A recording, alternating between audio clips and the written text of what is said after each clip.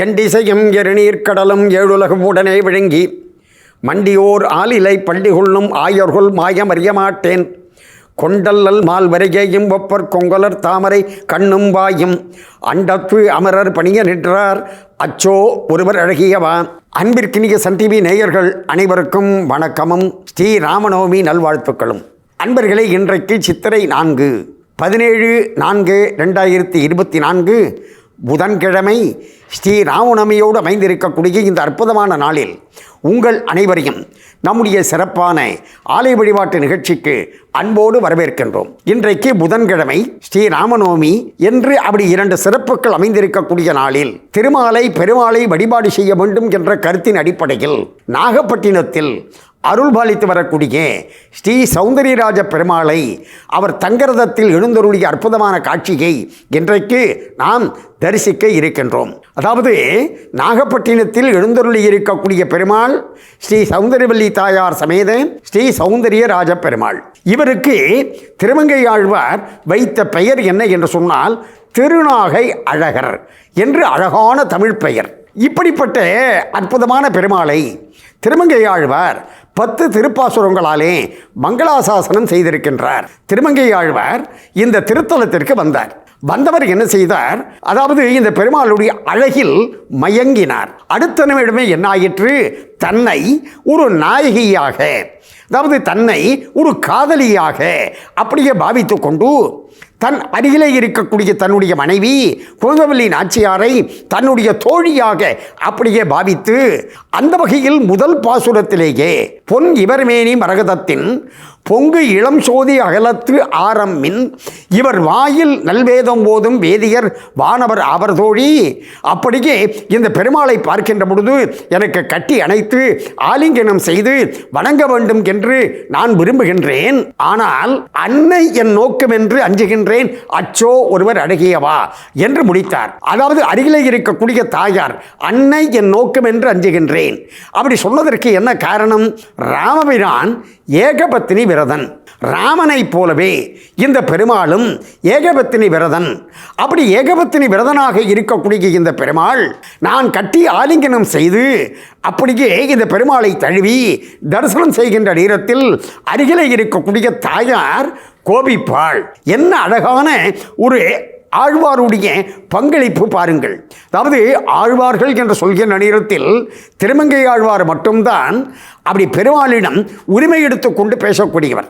அப்படிப்பட்ட திருமங்கை ஆழ்வார் இந்த திருத்தலத்திலே வந்து இந்த பெருமாளை 10 திருப்பாசுரங்களாலே மங்களாசாசனம் செய்து அனுபவித்தார் என்று பார்க்கின்ற பொழுது இதில் அமைந்திருக்கக்கூடிய சிறப்பு என்ன என்று சொன்னால், இந்த ஒரு பெருமாளை நாம் தரிசித்தோம் என்று சொன்னாலே 10 திவ்ய தேசத்து பெருமாளை சேவித்த பலன் என்று சொன்னால் மிகையல்ல என்று தெரிவித்து இப்பொழுது நாம் நாகை ஸ்ரீ சௌந்தரியவல்லி தாயார் சமேத ஸ்ரீ சௌந்தரியராஜ பெருமாள், அந்த பெருமாள் தங்கரதத்தில் எழுந்தருளக்கூடிய அற்புதமான காட்சியை தரிசிப்போம் வாருங்கள். நாகப்பட்டினத்தில் அருள் பாலித்து வரக்கூடிய ஸ்ரீ சௌந்தரியராஜ பெருமாளை தங்கரதத்தில் அவள் எழுந்துள்ளக்கூடிய கோலாகலமான காட்சியை நாம் இன்றைக்கு தரிசித்துக் கொண்டிருக்கின்றோம். இந்த ஆலயத்தில் பெருமாளை திருமங்கையாழ்வார் மங்களாசாசனம் செய்தார் என்று 10 பாசுரங்கள்.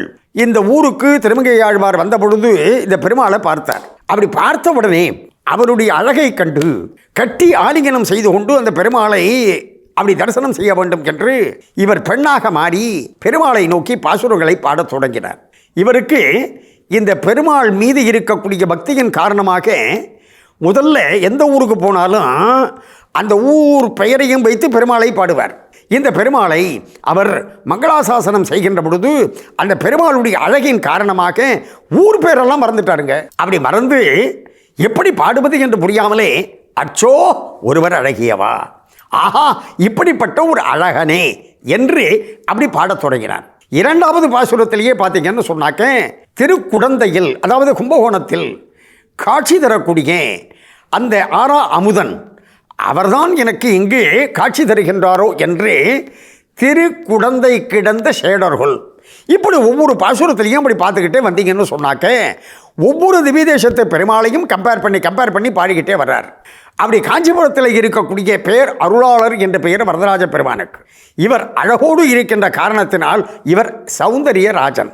எனவே அன்பர்களே, இந்த பெருமாளை அப்படி அவரோடு கம்பேர் பண்ணுகின்றார். மெய்ய மணாளர் என்று, அதாவது திருமையம் என்று சொல்லக்கூடிய திருத்தலத்தில் அருள்பாலித்து வரக்கூடிய அந்த சத்தியமூர்த்தி பெருமாள் என்று அழைக்கப்படக்கூடிய மெய்ய மணாளர் என்று அந்த பெருமாளோடு கம்பேர் பண்ணியவர்.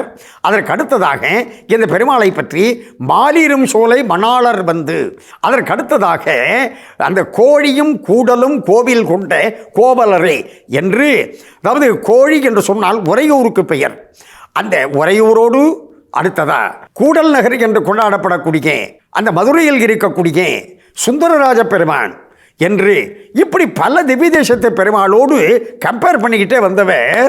அடாடா, ஒரு பாசுரத்தில் சொல்றார் பாருங்க, எவ்வுலகும் தாயின நாயகர் ஆவர் தோழி என்று தன்னுடைய மனைவியை தோழியாக வைத்து, குந்தவல்லி நாச்சியாரை தோழியாக பாவித்து, எவ்வுலகும் தாயின, அதாவது இந்த உலகத்தை அளந்த அந்த திருவிக்கிரமன் திருக்கோவலூரில் இருக்கின்றானே அந்த இறைவன் தான் என்று அப்படி மனசுக்குள்ள நினைத்து பாடியவர்.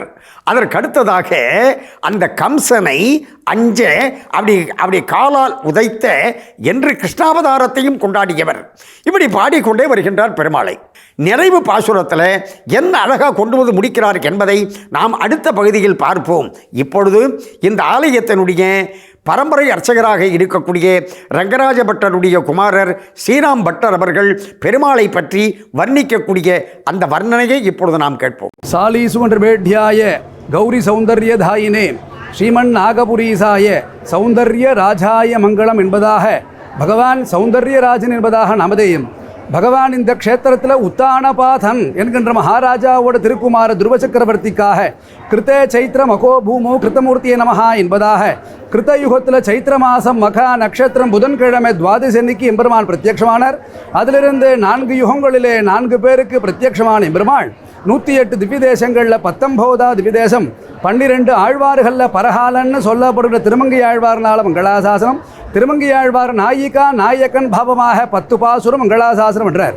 முதல் பாசுரம் தான் பொன்னிவர் மேனி மரகதத்தின் பொங்கிளம் சோதி அகலத்தாரம் மின்னிவர் வாயில் நல்வேதம் ஓதும் வேதியர் வானவர் அவர் தோழி என்னையும் நோக்கிய நல்குளும் நோக்கி ஏந்திளம் கொங்கையும் நோக்குகின்றார் அன்னை எண்ணோக்குமென் அஞ்சுகின்றேன் அச்சோ ஒருவர் அழகியவர். பொன்னிவர் மேனி மரகதத்தின், இவர் திருவேணி சேவிச்சேளா பொன்னாலையும் மரகத பச்சையாலையும் அலங்கரிச்சிருக்கார். பொன்னிவர் மேனி மரகதத்தின் பொங்கு இளம் சோதி அகலத்தாரம், சூரியனோட இளம் சோதி பிரகாசம் எப்படி இருக்குமோ அதுபோல எம்பெருமான் சேவை சாதிக்கிறாரா. பொங்கு இளம் சோதி அகலத்தாரம் மின்னிவர் வாயில் நல்வேதம் ஓதும் வேதியர். நல்வேதம்னா 4 வேதங்களையும் சாமவேதத்துக்கு நல்வேதம்னு பேராம். அப்பேற்பட்ட சாமவேதம் அத்தியனோட தேஜஸ் எப்படி இருக்குமோ அதுபோல எம்பெருமான் சேவை சாதிக்கிறாரா. நல்வேதம் ஓதும் வேதியர் வானவர் அவர் தோழி என்னையும் நோக்கிய நல்குளும் நோக்கி ஏந்திளம் கொங்கையும் நோக்குகின்றார் அன்னை எண்ணோக்குமென் அஞ்சுகின்றேன் அச்சோ ஒருவர் அழகியவர்.